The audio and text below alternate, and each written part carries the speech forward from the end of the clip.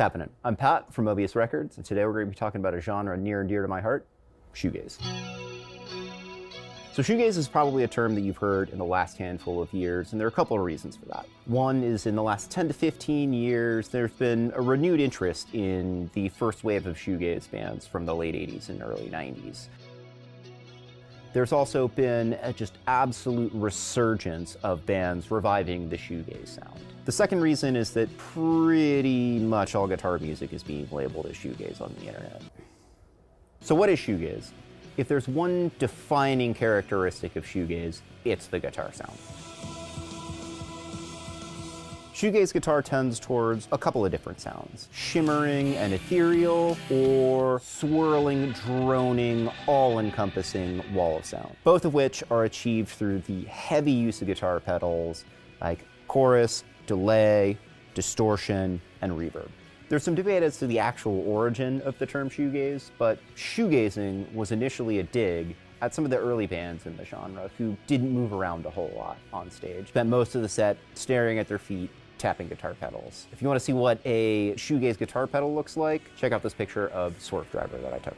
Use of the whammy bar to bend chords is also very common in shoegaze. Like the glide guitar technique, strumming while also using the whammy bar to create a warbling, dreamy feel. That's part of the reason why Fender Jazzmasters and Jaguars are so popular with shoegaze guitarists. Another characteristic of shoegaze is the vocals. While not a hard and fast rule, shoegaze vocals tend to sit lower in the mix and serve as more of a textural element. So where did shoegaze come from?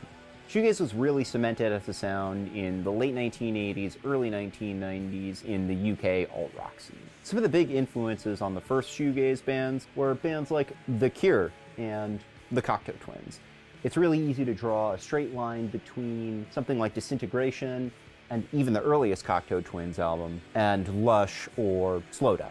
It's also hard to understate the influence of the Jesus and Mary chain, particularly on My Bloody Valentine. So in addition to The Cure, the Cocteau Twins, Jesus and Mary chain, some of those early shoegaze bands drew influence from across the pond. Bands like Dinosaur Jr. and Sonic Youth.